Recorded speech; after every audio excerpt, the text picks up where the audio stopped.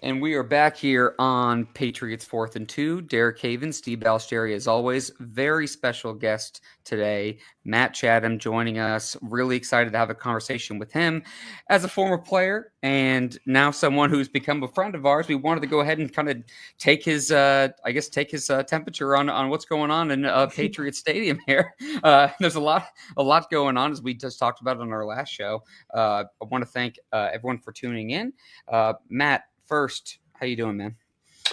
Doing all right, man. Stress life, entrepreneur, kids are crazy. Like we talked a little bit off air, it's just Yep. nonstop. So I'm happy we could sneak in this little session. It should be fun.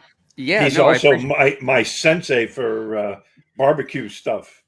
Yeah, that's my life these days, Steve. But you know what? I woke up this morning to snow. I was ready to send out all the tweets and start doing sort of the push ad stuff for the company. I'm like, are people going to be barbecuing this weekend? I don't know. We're getting like rain all the way through the weekend Yeah. in New England in like 30s. I'm like, oh, I think maybe we're still off another week or two here. I So will. I know you. I know we're a little time crunched today, but I will definitely be talking to you soon after this because I am barbecuing still here in yeah, Scottsdale, Arizona. okay. Although it's always hot here. Oh, it's year It's round, just, baby. Yeah, yeah. oh yeah, so that's how it goes. So we will talk about that a different time, unfortunately. All right. Anyway, so just wanted to jump into it again because I know we are time crunch. So give me your take, Matt, on Mike Vrabel becoming the head coach. You played with him. How do you think he's going to translate from being a player to a head coach in his second stint for the Patriots and where they currently are? Well, I think the beauty of this, as a former teammate of his, it's a different kind of question. Obviously, we got those questions when he first got the gig in Tennessee.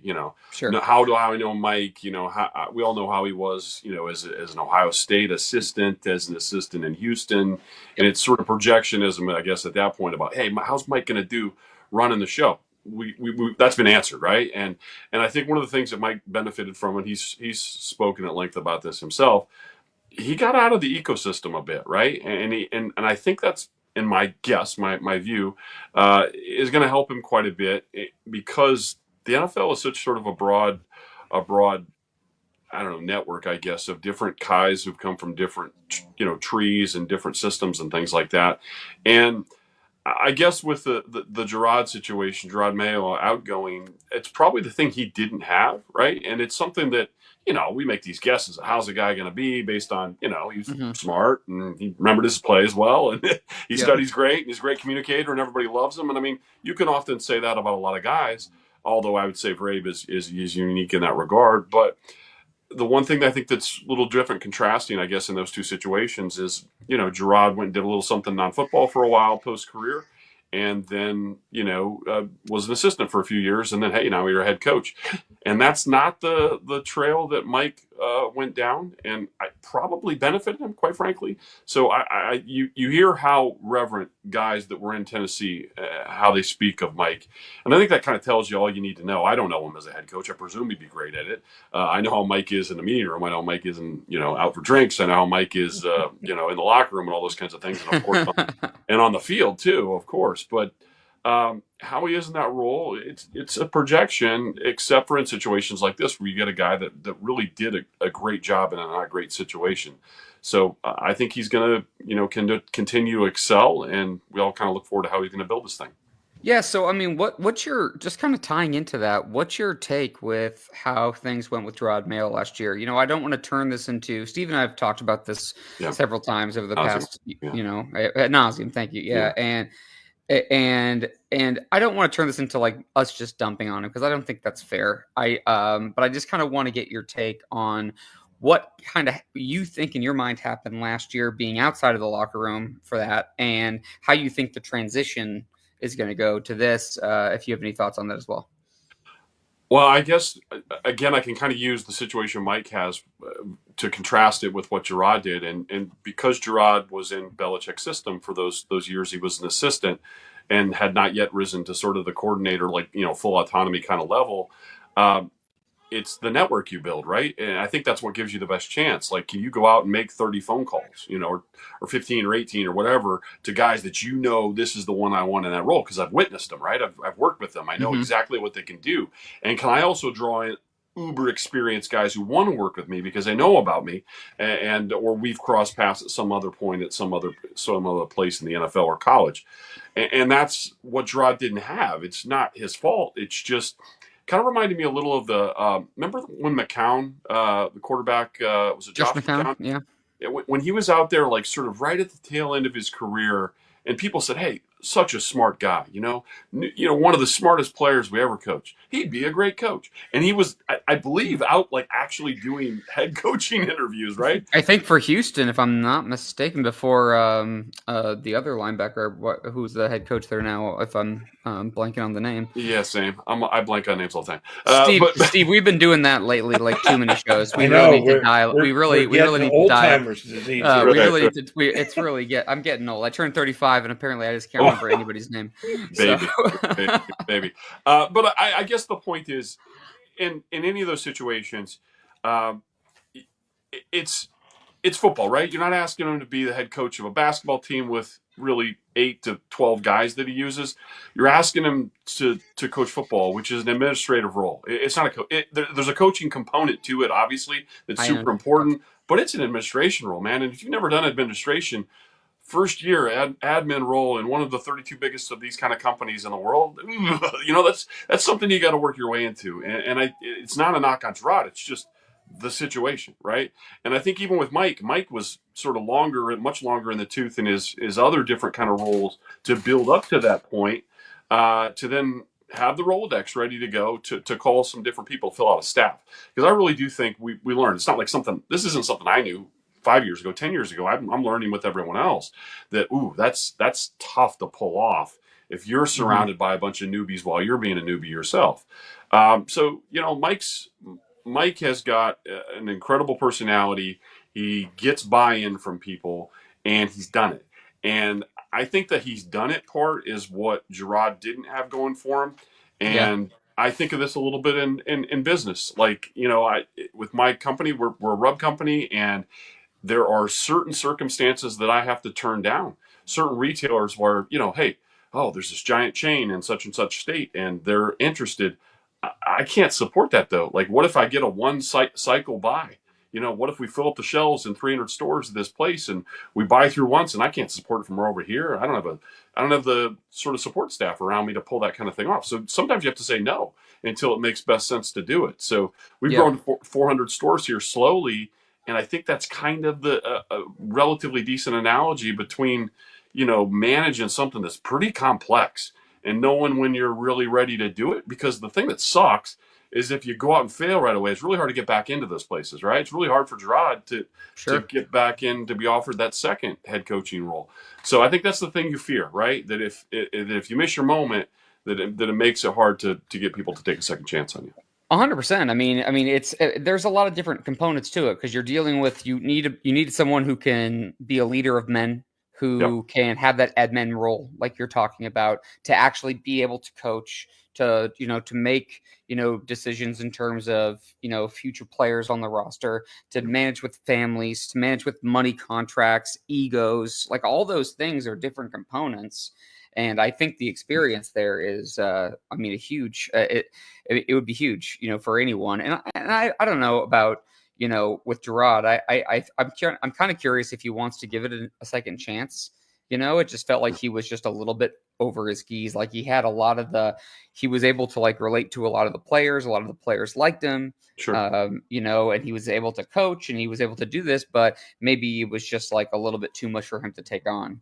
Well, I would also point to the fact that he wasn't. I mentioned lots of people were newbies, not everyone, but it was first time coordinator on the defensive side of the ball, first time coordinator on the offensive side of the ball. Correct. And he's a first time new admin, and so the NFL isn't necessarily just communicating with players, having a good week of practice, nailing your interviews and all that kind of stuff.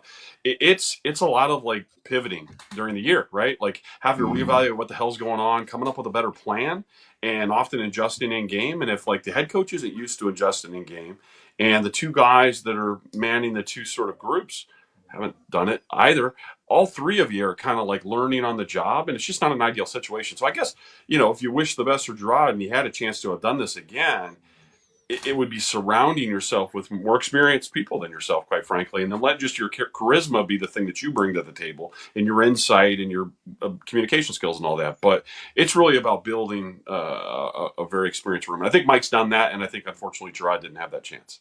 No, I think that's a great. I think it's an awesome point. I mean, and just even having just Josh McDaniels back on the opposite side of the ball. I mean, with him, with his knowledge of the game and everything that he brings to the table, be really interesting. So, give me your take on where you think the Patriots are right now as a roster. We'll get to the draft in a second before we let you go, but I think Steve has a question for you on the draft standpoint as well. But where do you think the team is currently as they stand, and where do you kind of see them going this year? It's kind of curious the way. I'm curious isn't a fair word, I guess, necessarily. It's just uncertain, I guess, where things stand with the offensive line. Obviously, now this is a talking point that I'm not raising for the first time. Everyone's out there kind of talking about this. But when they bring in Moses, I believe I have the name right, was it 13, 14 years, whatever he's on, 12, 13, 14, he's up there, right? He's put in some time, but he's still been playing at a relatively high level. Yeah, Morgan Moses, yep. Exactly. You kind of presume he's going to give you a year at right tackle, what he's comfortable at doing and what he has done. Could he slide to left and pull some games off, of course? But like the ideal situation there is that it's plug and play, stays healthy, knocks out a year at right. That at least takes it out of the conversation for 2025. Then you're down to, let's sort of work our way through. Owenu is now a guard, we presume, right? It's like Mike Owenu is your guard.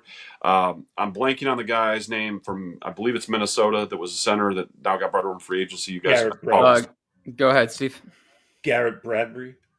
Correct. There you go. Name me. Okay, so the point is experienced, stable center possibility if he's still playing at that level. But then you're in a weird spot because they seem to have invested at least a little bit of time, with Elliott Wolf still here, with Cole Strange as possibly a center. So we're kind of sitting in this place of, are they going to give that a real look? Quite frankly, we're going to go to camp here post-draft. And, is Cole going to have an opportunity to actually, compete for that center thing? Because if you're looking out 6-8 years, Cole might be really well, built for that role. But you kind of don't do that kind of veteran contract that they did with the Bradbury guy if you don't expect him to be the center. So now it's like, okay, they want Cole to stick at left, I guess.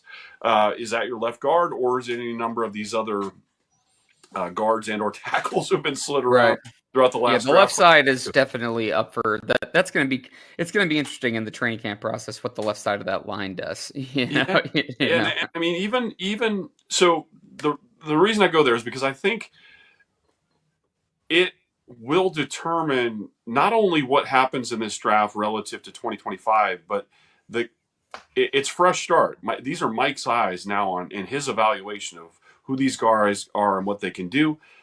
So, you might be needing to draft your next right tackle, those don't come cheap. You don't often, that's obviously not their first pick. It's obviously not maybe even necessarily their second, but it might be inside the top 100. I mean, because it's not the kind of thing, unless you're expecting a year from now to be using hopefully a much later first round draft pick on a right tackle. Because that's a very, very important position. So I think there's a lot of intrigue about how that all falls with the offensive line. Because you look around the NFL and most left tackles come early and they come in the first round. I mean, it's possible to swing on a second, of course. There's a few examples out there where that's happened, of course. It's possible to even hit on a fifth occasionally or something, right? But usually people's left tackles are the first, second, or third guy, maybe fourth at the absolute extreme that come in a class. And you just don't find fifth and sixth and sevenths to become left tackles for generations. It just doesn't happen. So I tend to think that the left has to be addressed with a high value pick, and the right, even though it might not play for you this year, might have to be addressed as well. And then you just hope that somewhere in that porridge is a left guard answer. And maybe it's, maybe Landon, who played some right and it goes over to left, and blanking on right tackle from Penn State's name. Aiden Wallace. Wallace, I presume, would have a chance here to battle a little bit with Moses, and they'd probably love it. They'd suck up the number on the veteran as some insurance there if he ascends and takes the job over. But you don't know what Mike's evaluation of him is. It might be entirely different than what the previous crew was. So I just think there's so much uncertain with that line. especially with David Andrews going out the door, you lose a captain. So I mean, there's so much that could potentially be addressed in this draft related to that group that we just kind of don't know yet. Yeah, totally. Before I have Steve ask you a draft question here, what's your take on Drake May? What are your thoughts on him? So, very encouraged, I guess, from what we saw. I'm not necessarily going into the, hey, you've got your all pro guy. You're ready to go. It's over. I mean, I think it's more of a situation where you couldn't have asked for more. Does Hmm. does saying that you couldn't have asked for more mean pencil him into the second contract? No, this is now when the growth has to happen. This is now Yes. when sort of the take over the organization thing has to happen. You can't have a step back year, or you have, now that becomes a question again. So it has to be nurtured well. Yeah, but it doesn't, like I think we did a little bit with the Mac Jones stuff. There's no crowning. There's a Yeah. lot of work to now be done, especially because, and I think some patience will be warranted, because he's learning a new offense, and Josh's offense is meant for you to be a doctorate. It's built. Josh likes to build it up so the quarterback has full sort of breadth of the offense, and he has the autonomy. He runs the thing. He is able to now see what they're doing and put you in the position to do the best sort of complementary move. So that's not like an entry level spot, and I think maybe that's in part why Josh had some trouble at other places, because he didn't have a guy that could handle that necessarily. Yep. So I don't. I just say this for Patriots fans that want, Drake to hit where he was, ascend, head off to his first full bore, real deal, Pro Bowl, and we're off and rolling. I'm hopeful that could happen. I mean, the talent is there. The guy's doing great, but I love that Vrabes, in his classic Mike Vrabel way, likes to knife a little bit and say, he's got to learn to get down. He'll mention that from time to time. He said, he's got a lot to learn. We think he can thrive in Josh's offense, but we need to make sure he's out there every week, and it's smart football. So Drake's going to have to protect it. That's something that Mike is absolutely going to be hammer, maybe more so even than the previous group did. He's got to protect it, and he's got to stay healthy, and he's got to guide the ship. But I don't think they're in a situation where, hey, Drake, go win us a ball game. We need to win 45-40 today. I don't think Mike's going to like that. I don't think he wants that. I think he wanted to build himself a defense that is going to keep him in games. And, Drake, you guys go get us 20 points, and that should be a win. Yeah. And if you get us 27 on the year on average, or 26, hey, we're cooking with Rolling. gas. But Yep. I don't think we are now put Drake on the billboard. Of course they will, because that's how we market this stuff. But I don't think it's like Drake's got to pull the group along to victories kind of thing. I don't think that's why you hire Mike Vrabel necessarily. Yeah, no, I'm actually all great points. I'm actually fascinated to see how Josh incorporates Drake into his offense and having Yeah. that mobility that he brings to the table too. I think it'll be fun to watch. Again, I know you kind of have a limited time frame. So, Steve, any questions for Matt about the draft? I know you had something you wanted to ask. Well, yeah, I was going to ask you a question about the draft, Matt, but actually, you said something. Mike wants to build a defense, and I want to ask you about this. It seems like their their philosophy is to be more aggressive by the players that they're bringing in, and a little faster, a little more aggressive. Having played linebacker, it seems like there's going to be a bunch of new linebackers starting this year. How difficult is that to put together? I mean, you were on that '01 Patriots team, Yeah. where they brought in some new moving parts. How difficult is that for a new head coach to put together that linebacker room? Well, I think we will learn a lot more in. Mike is brought up in and has coached a lot of three-man fronts, a lot of 3-4 stuff, which you can do the three-man front stuff in sub as well. It doesn't have to be just in regular. But the idea, though, that when he starts looking, here's an example: when you start looking through the draft stuff and start talking about edge guys, you'll see several guys. Oregon's got a guy. I think it's Birch is his name. There's A&M's got a guy. There's a few of them in there that will be listed as edge that might be 280 or 290 pound defensive ends, right? There's a big difference between the 6'3" to 6'5" and 240 to 60 type who's an edge, and also like a Dietrich Wise who was more like a 275, 280 type. So, Yep. and I think there are a handful of guys that fall into that edge umbrella. The young guy from BC, there's another one from UCLA. Those are more in the mold of the lighter edge guys that are more, maybe Jamie Collins' body as opposed to Dietrich, right? So I think part of it with Mike is, where he wants to invest the capital, the draft capital. Uh, do you want to just go big across? I guess is what I'm getting at, right? Do you want to just go huge and just bludgeon people, or are you trying to go small ball? And a lot of times you now see that there can be a contrast, right? So the linebackers, the off the ball inside guys are tinier, right? These are guys that all would ostensibly be safeties from when we played. Yep. But that doesn't mean the whole defense is small, right? I mean, I know that they just moved on from Godchow, who would be sort of a more traditional nosy inside type. Right. But you can go with, that 6'4" to 6'6" and 290 body type all across the 3-man downs. Now you're awful big, even though it's not a traditional Ted Washington or Vince type body. They're big, right? So that isn't a new football small kind of talk. And your edges, presumably Anthony Jennings keeps a role there. He's been really, really solid. Landry, we know, has now come in, and I used to call games of his when he was at BC. I still have a real high opinion of him, and obviously Mike does as well, and brought him in. But I won't be surprised if the either second or third pick that they use, if it's a high 30s pick, or if they're moving up to maybe get another one of those and a move back that happens with the first pick, that they're addressing potentially edge or even defensive tackle.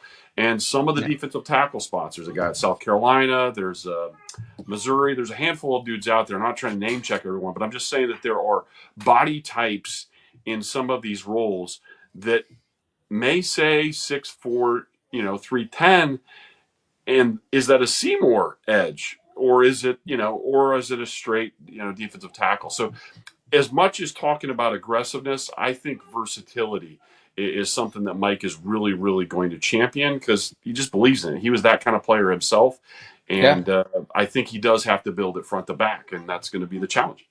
100%. Do you have time for one more question? I got time. Let's keep rolling. All right, cool. So, let me ask you this: if you're playing more, like Bill always had like that 2-gap scheme, for the defensive linemen. Yeah. If you, it seems like Tyrell Williams and Mike Vrabel have more of like a, kind of more of like a, an upfield penetrating attacking style. What kind of pressure does that put on linebackers if defensive linemen are penetrating up this way? Like, well, how does that change things from, if you know what I'm saying, from that level, just from your perspective? Retrace. So basically, if your defensive lineman inside you, defensive end inside you, is allowed to get upfield past the quarterback, not that they don't want them there, but if you're more aggressive, you're taking that chance. You have to be able to play off one another, essentially. So if you're going to stand and press and hold the line and reset the line of scrimmage potentially a yard and a half or two behind the line, then you don't want your outside linebacker is never going to have to fold. He's never going to have to sort of play off the guy. Here, he's setting an edge. You're setting the secondary, you're really setting the edge, but there's a secondary edge inside of you by virtue of that big defense line.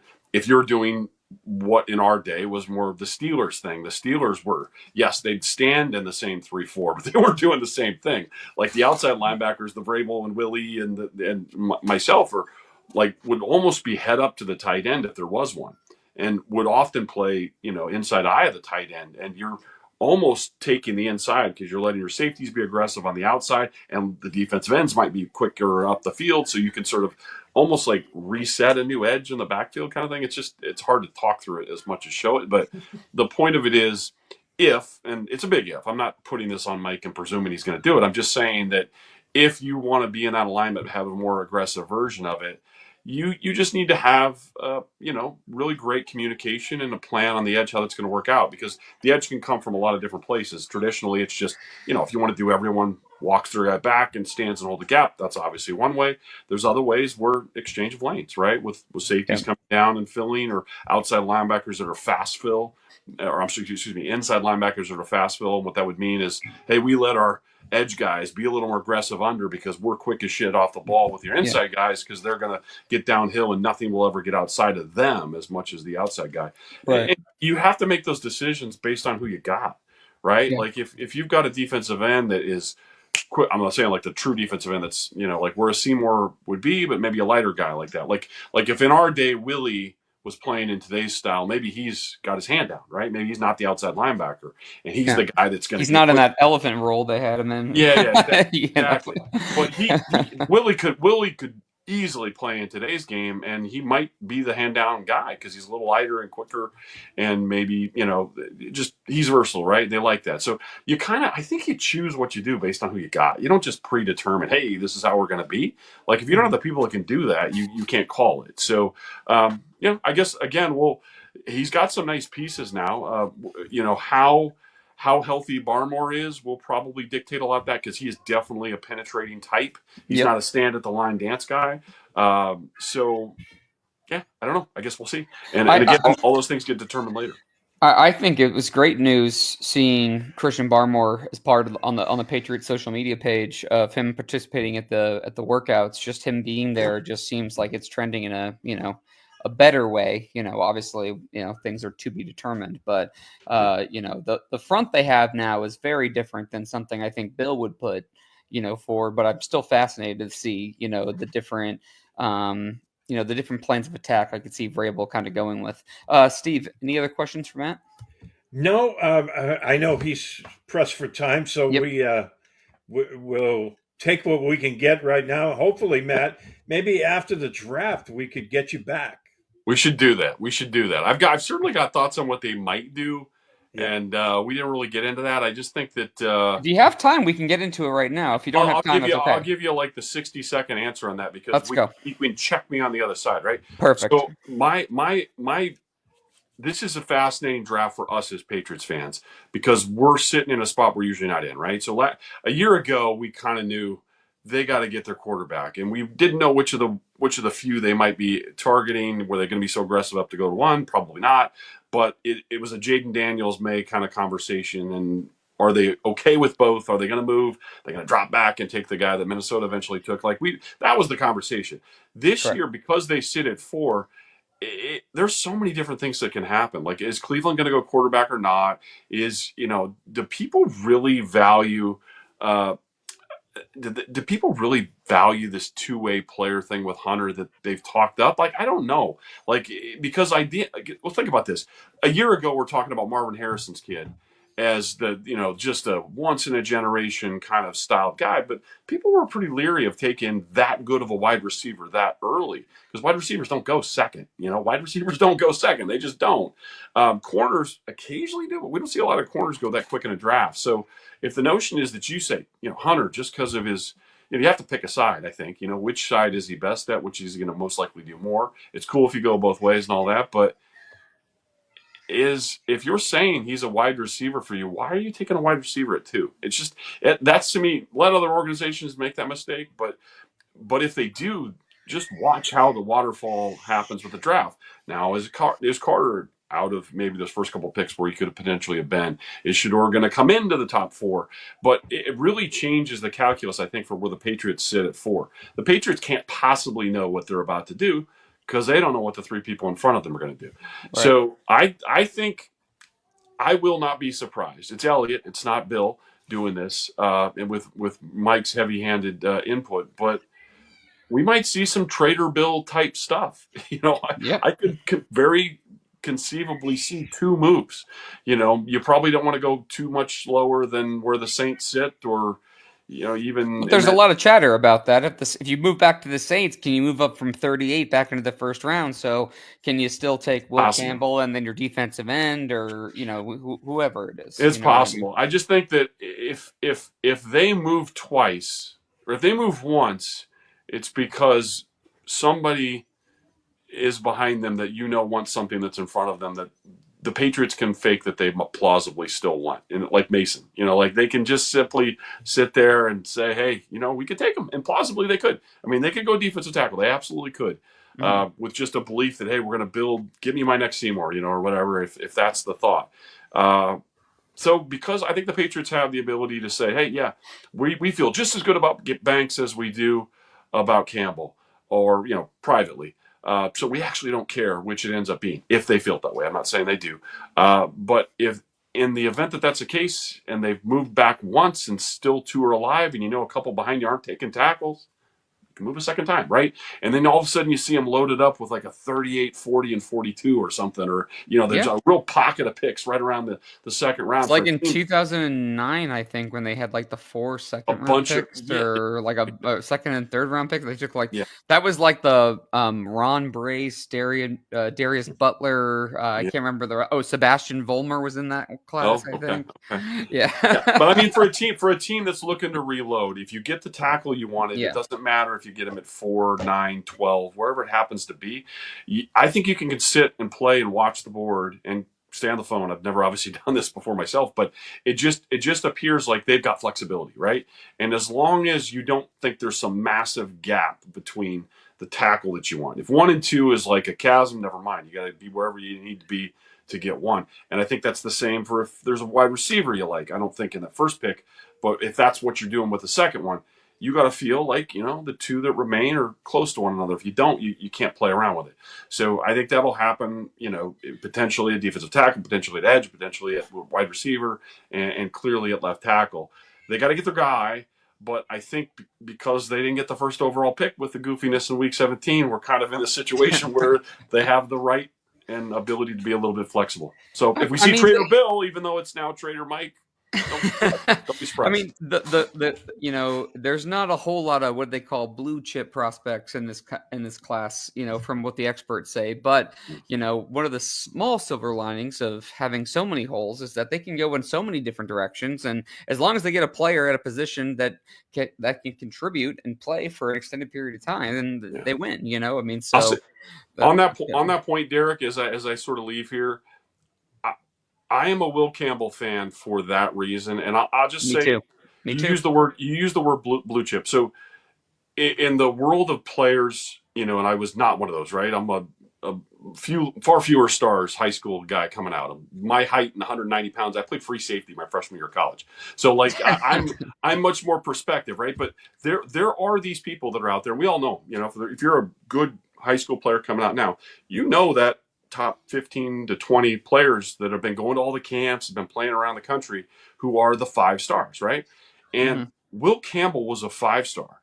Will Campbell was the guy in his particular high school class that could have just put pricked a pen on the map and said, I'll play at USC, I'll play at Georgia, I'll play at who wants me, right? Michigan, Ohio State. I'll take LSU because I'm from there. Like that, he was that guy in his class. And that doesn't guarantee you NFL success, right? Because there are those type of guys at all positions every year. The difference is when the 5-star guy then goes and has an AP All-American, top role with the top program kind of thing in the SEC, okay, then the 5-star was validated, right? And those kind of guys are different. That's like Laramie Tunsil. He was one of those. Tyron Smith was one of those. Yep. When you have a guy that was the best at high school and everybody thought he was going to be the best, and then turns out to be the best in college, I don't really care about the strength of the rest of the class. You've seen a lot of insurance about what you can predict he'll turn out to be. That's why I think the arm length conversation is so silly, because he's gotten to perform, and there's always been super high expectations for him, and he's always kind of been at the front of everything. So I think he's incredibly non-risky, if there's such a thing. I feel very strongly about him as well. I'm a big fan. I mean, I know some people say that he can't even touch his nose because his arms are too small or too short, but I guess that's just is what it is. But I'm with you on that. I think he's a good player, and I think he's a Mike. I think it seems like from not knowing Mike personally, it seems like that would be a kind of guy that he would want to play for. So there's another 5-star who's out there who actually had a 5-star college career as well. And keep an eye out for this. I know nothing. This is not inside from Mike, but is it Travion? Am I saying his name? Travion Henderson? Is that the dude from I was just talking about this, the running back from Ohio State. I just talked about this on I swear to God, the last show we just had. We all talked about that, as I think it'd be textbook perfect for Josh McDaniels' offense too. Yeah, so the reason I bring him up is because I believe this is correct. If not, I'm sure Mike would give a shit about it. But I don't think Mike took any Ohio State guys when he was in Tennessee. Now, Mike's not doing the picking then, right? And I'm not saying he's necessarily picking over Elliott now, but our understanding is that he's got a lot more personnel influence, right? Sure. I wouldn't be the reason I brought that guy up is because he was the 5-star of his high school class.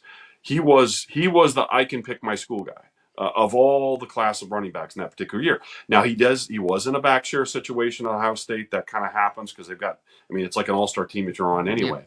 Yep. But 5 stars that then prove, yes, I was right to be the most coveted guy, that then become available in a draft.